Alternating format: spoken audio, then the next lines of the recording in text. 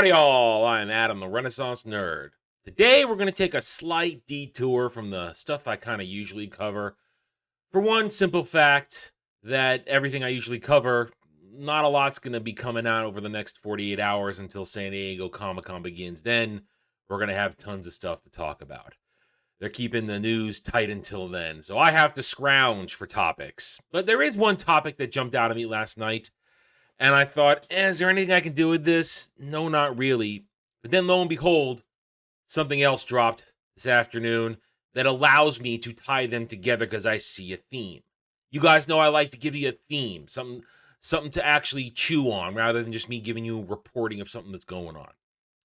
So last night, I saw, or not last night, yesterday, I saw that there's this news story going around that the Snyder Cut, the campaign, Restore the Snyder Cut, that it was fueled by bots.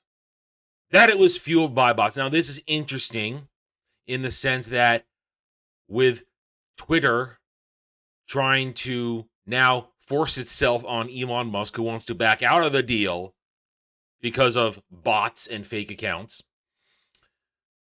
it's funny now that suddenly, look, fake accounts fueled the Snyder Cut. Now, you guys have been coming around my channel for any period of time. You know, my opinion of the DC EU is that it was a hot mess from the very beginning. I have mixed emotions. I like a little bit here, but I dislike most of it. Snyder Cut, I watched it once, did a review on it. It's gone now. Got memory hold when I did a cleaning out of my videos one time, and I thought it was okay. I never need to watch it again. I don't care enough about it.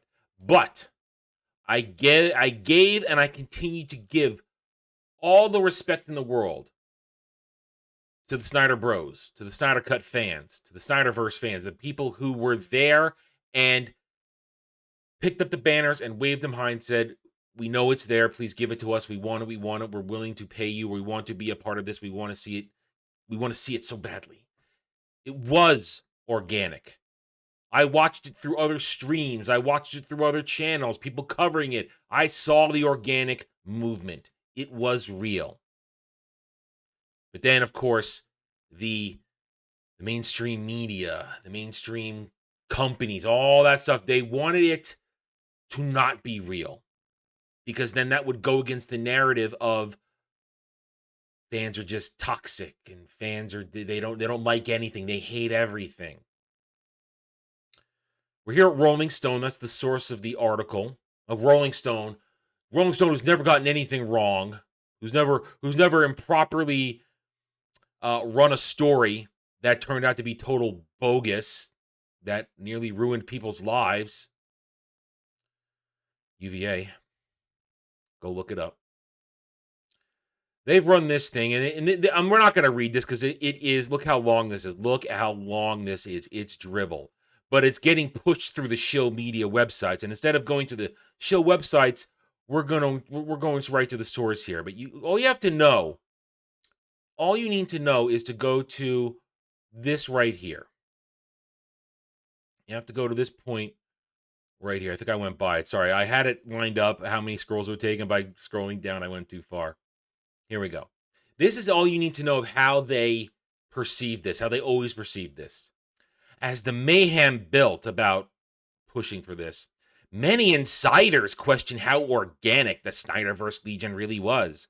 According to two reports commissioned by Warner Media, remember, the previous Warner Media, not the new Zaslav administration, which has basically fired everybody who was behind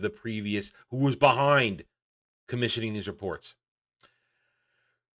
These reports recently obtained by Rolling Stone, at least 13% of the accounts that took part in the conversation about the Snyder Cut were deemed fake, well above the 3 to 5% that cyber experts say they typically see on a trending topic.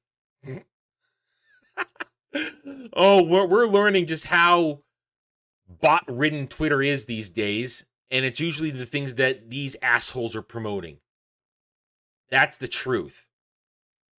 Now, this is going to go on saying that Q5D, and Graphica also spotted inauthentic activity coming from Snyderverse community. And yet another firm, Alethea Group, found that for SnyderCut.com domain, which claims to have made the Release the Snyder Cut hashtag viral in May of 2018, became the landing hub for efforts to bring Snyder back to the helm DC universe, was at least at one point registered to a person who also ran a now defunct agency which promoted its ability to bring cheap instant avatar traffic to your website. They want nothing to do but to discredit anything fan-based. And that's where I'm going with this today. I'm not going to go into all of this entire story because my personal opinion, this is fake news. These are people trying to discredit fans. And that's why I'm interested in this. That's why I thought, is there anything I can do about this? And I thought, okay, at the moment yesterday, no. But then I saw this morning. Again, through a show website, but let's go to the source. The Wrap. Internet trolls inflated Amber Heard hate on Twitter. Social media research firm finds out. You guys know, I've said it plenty of times. I don't care, did not care, have not cared about the Amber Heard Johnny Depp trial. Only part of that I cared about is that Johnny was done dirty. And in the end, I'm glad that it came out that he was done dirty and that he's getting his life back, no matter how crazy and kooky I might think he is. Then you see this. Bot Sentinel found 672 accounts solely aimed at spreading hate toward Amber Heard. This is this trend going on right now, and I see it again. I don't report on Amber Heard news. The only reason I'm talking about this is that people who are fans of Johnny Depp lined up to defend him and lined up to shine a light on the horrible person that the turd is. That's not fake. It's not wrong. It's it's passion. It's a desire for truth and facts to be known to all. So I saw this and I saw this, and I see that they're being shuttered through the same shilly website, CBR, and probably others as well now too as the day is rolling on. And I see the theme. I see the pattern. Suddenly, the new phase, it's the current phase that we're in now, I guess, of this year's pop culture war. Let's try and show that what is truly organic, the desire to see the Snyder Cut, the desire to show everybody how horrible the turd was and is. And when I say this, I'm saying I'm taking the point of view of the shills, the narrative pushers. Let's make sure we paint actual fans of stuff as fake, inorganic, and hate-filled. That's what I see here. That's the theme of this video. They are working now overtime in all of this stuff to create an image that fans are not real. That fans are either not real or should be disregarded because they have a certain point of view, because they took the time to shine a light, to help move the narrative away from the false narrative that the mainstream media, the shills, the stands want you to believe. Remember how many were saying the Snyder Cut didn't exist? It doesn't exist. Well, obviously it did exist because they were able to put together a 4-hour movie of it. Oh, she didn't do anything wrong. Well, enough evidence came out that she did plenty wrong, that she did defame Johnny Depp, that she did do a lot of horrible things, that she is a horrible human being. And if people want to take their free time as fans of Johnny Depp to keep a laser-guided focus on that and not let the mainstream narrative wash aside truth and facts, that's their right. Especially here in America, where we have the freedom of speech. And as long as we aren't fabricating anything, we are allowed to say these things. These two stories together show a true narrative, a true theme of how much the mainstream media, how much the powers that be hate you, hate me for simply speaking our minds. Even though it's long since over, the Snyderverse is dead. Sorry, Snyder Bros. The Snyderverse is dead. But even though it's dead and gone and not coming back, they still want to tear apart the phenomena, the fan phenomena that was Release the Snyder Cut. It was real. Fans had a passion. People had a passion to protect Johnny Depp. It was real that she was a horrible person to him. Cut off his freaking finger. She took a dump in his bed. She did horrible other things.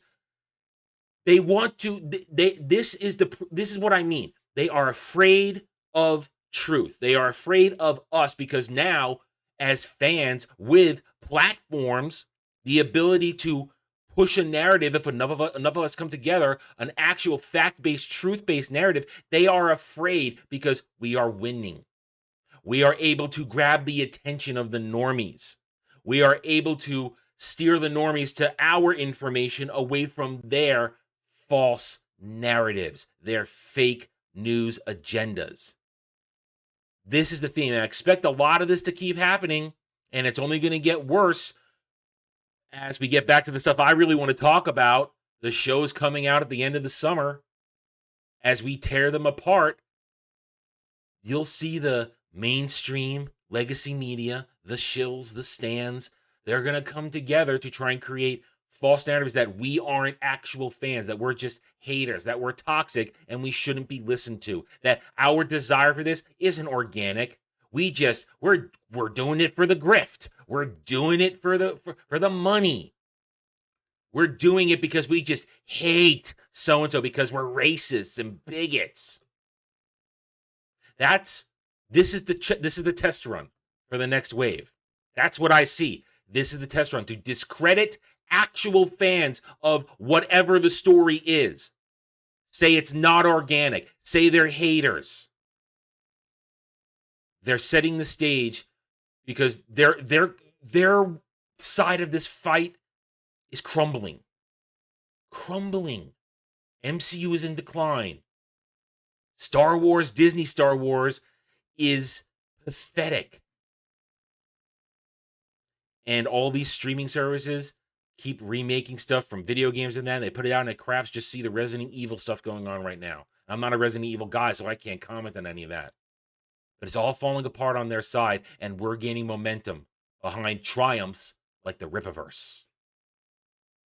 They're even trying to claim, I was watching a stream yesterday, that Rich Johnston on Bleeding Cool is trying to insinuate that everything behind Eric July's massive success with the Rippaverse in the past week, that there's shenanigans maybe somewhere in there.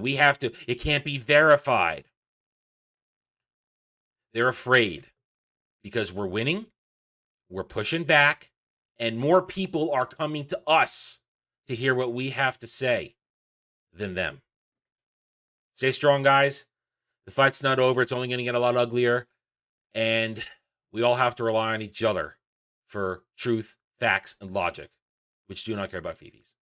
Okay, I'm done. Thank you for watching this video. If you enjoyed it, a like would be very much appreciated. If you are new here, I invite you to subscribe to me right here on YouTube, where I hope to earn your trust and support using facts and logic, because as I just said, facts and logic do not care about whiny SJW and Stan fifis. Hit the notification button, share my videos if you like what I'm preaching, and by all means, leave comments. Love to hear from you guys. Don't give two silly shits about the Stans and the SJWs, because 201, they are cowards behind keyboards. Although triggering them, it's become a fun experience for me. Thank you again for watching this video. Take it easy. Thanks for watching, everybody. If you want to get in touch with me, you can reach out to me at therentnerd@gmail.com. That email's for channel business only, so I check it on a daily basis. Also, you can find me at the Geeks and Gamers forums under @ROAS, and you can find me at Rumble and Odyssey, The Renaissance Nerd. Thank you again. See you next time.